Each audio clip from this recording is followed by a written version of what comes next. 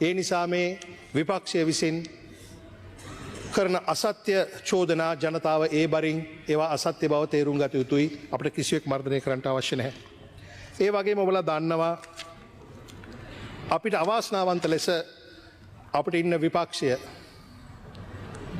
ඇත්ත සාධනීය කරුණු වලින් රජය විවේචනය කරමින් ඔවුන්ව නිවැරදි මගට ගන්නවා වෙනුවට පැය 24ක්වත් දුවන්න බැරි අසත්‍ය විකෘති කරපු කරුණු මේ පාර්ලිමේන්තුවේ ගෙන හුව දැක්වීම අලුත් දෙයක් නෙමෙයි ගරු නියෝජ්‍ය කතානායකතුමනි.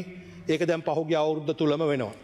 හැබැයි මුල් අවස්ථාවලදී මාත් යම් ප්‍රමාණයට කලබල වෙනවා මේගොල්ල කියන දේ ජනතාව පිළිගත්තොත් මොකද්ද වෙන්නේ කියලා.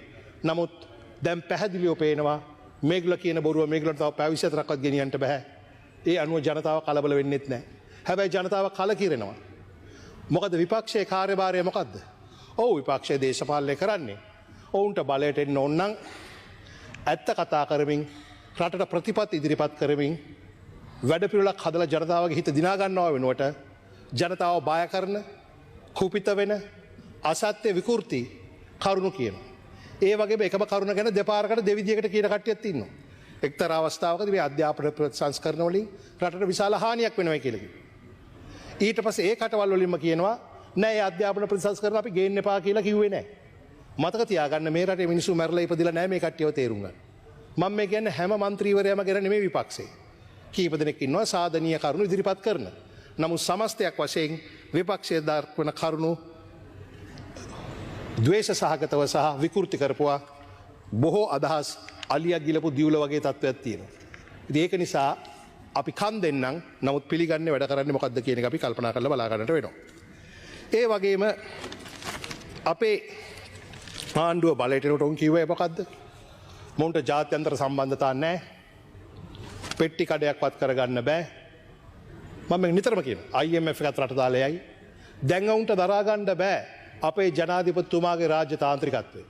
දැන් උන්ට දරා ගන්න බෑ අන්තර්ජාතික ප්‍රජාව අපේ ජනාධිපතිත් ආණ්ඩුවත් කෙරෙහි තබලා තියෙන විශ්වාසය.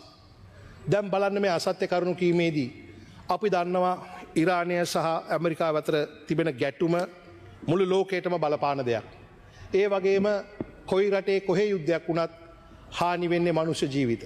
අන්න ඒ හින්දා තමයි අපේ විදේශ මන්ත්‍රීතුමා ජනාධිපතිතුමාත් නිතරම ආයෝජනා කරන්නේ හැකි ඉක්මනින් සාමය ගේන්න.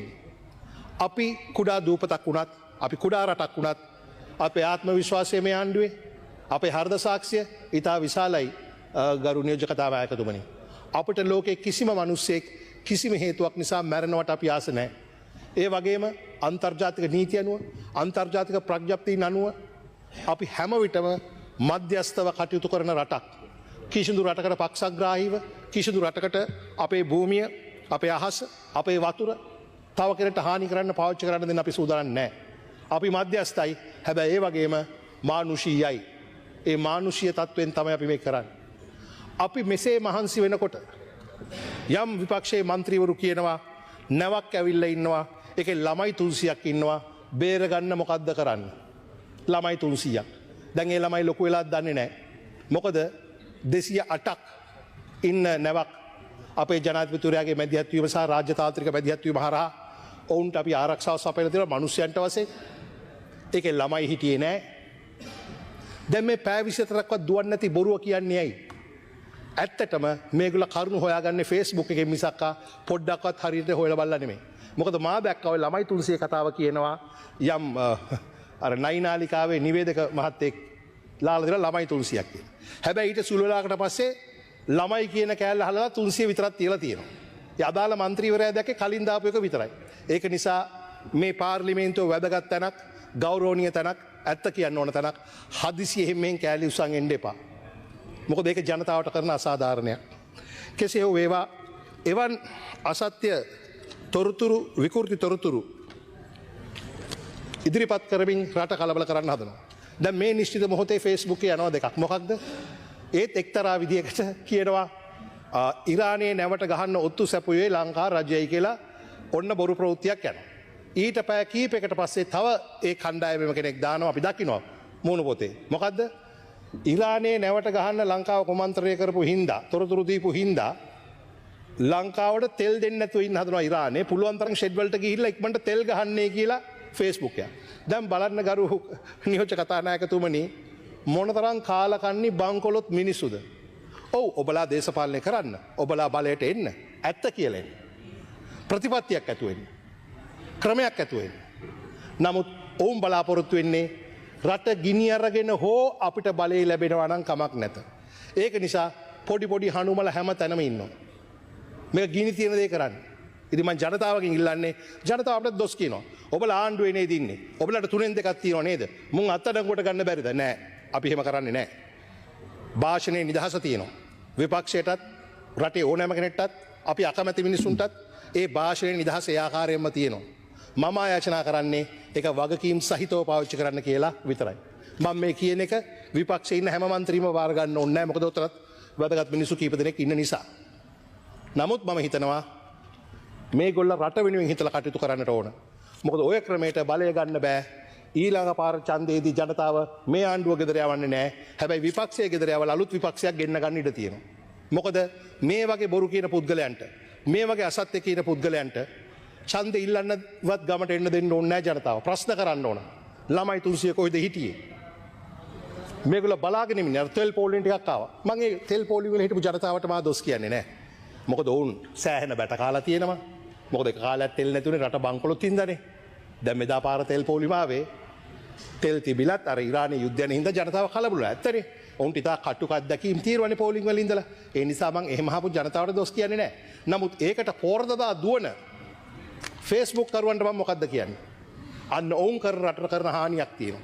ඇත්තෙම මෙතන සිද්ධ වෙන්නේ සමහර විපක්ෂයේ മന്ത്രിවරු විසින් පාර්ලිමේන්තුවේ තියෙන වරප්‍රසාද භාවිතා කරමින් මොකද මෙතන ඕන බොරුවක් කියන්න පුළුවන්. ඒකට නඩුවක් පැවරෙන්නේ නැහැ. මෙතන යම් කරුණු කියලා ඒවා සමහර නාලිකා හරහා උස්සගෙන යන එකයි සිද්ධ වෙන්නේ. කෙසේ වෙතත් මම පැහැදිලිව කිව යුතුයි හැමෝටම භාෂා නිදහස තියෙනවා. ඒකට රජයේ මැදිහත් වෙන්නේ නැහැ. Honorable Harshan Nanekara, you have 2 more minutes. I'm winding up, Deputy Speaker. ඔව්. ඉතින් එවන් තත්ත්වයක් යටතේ අපි මේ අවස්ථාව ඉතාම සන්තෝෂ වෙනවා. මම හිතන්නේ බලයට ආපු අනුර දිසානායක සහෝදරයාට වඩා දැන් ඉන්න ජනාධිපති ඉතා ජනප්‍රියයි, ඉතා ප්‍රසිද්ධයි, ඉතා ශක්තිමත් බව ජනතාවට පෙන්වන්න අපිට අවස්ථාව ලැබිලා තියෙනවා. එකක් දිට්වා සුළුකුණාටුව වෙලාවේ ඔහුගේ රාජතාන්ත්‍රික භාවයත්, ඔහුගේ කාර්යශූර භාවයත්, ඔහුගේ සැබෑ කැපවීමත් රට දැක්කා. දැන් මේ නිශ්චිත මොහොතේ අන්තර්ජාතිකව ඉතාම කුඩා රටක් වුණත් ආර්ථිකව ලොකු හයියක් නැතත් ඔළුව කෙලින් තියාගෙන ඔහු තීන්දුව ගනිමින් මානුෂිකත්වයට මැදිහත් වෙනවා. ගරු නියෝජ්‍ය කතානායකතුමනි, ජාතික ජනබලයේ කොටස්කාරයෙක් වශයෙන් මම ගොඩාක් ආඩම්බර වුණා අපිට මෙවන් මානවවාදී ආණ්ඩුවක් පිහිටවා ගන්න හැකීම සම්බන්ධයෙන්. එදට අවුරුද්දයි මාස කිහිපයකට කලින්. අද මම ගොඩාක් සතුටු වෙනවා. අවංක ජනතාව ගැන හැඟීමෙන් බුද්ධිමත්ව කලබල නොවි ඕනෑම පීඩාකාරී තත්ත්වයකට මුහුණ දෙමින් රට මෙහෙවන්න පුළුවන් නායකයෙක්ගේ කණ්ඩායමක කොටස්කාරයෙක් වීම ගැන මම ඉතා ආඩම්බර වෙනවා. ඒ වගේම අපි වයසට ගිහිල්ලා කවදාරි දරුවන්ටත් කියන්න පුළුවන්, පුතාලට දුවලට අපිට කියන්න පුළුවන් අපිට හිටියා මෙහෙම ජනාධිපති කෙනෙක්. විපක්ෂයේ බලන් හිටියේ අපි ඇනගන්නකල්. නමුත් අපි ඇනගත්තේ නැහැ. මොකද අපේ නායකයා අපිව හරියට මෙහෙව්වා. අපි කුහක නැහැ. බොහොම ස්තුතියි.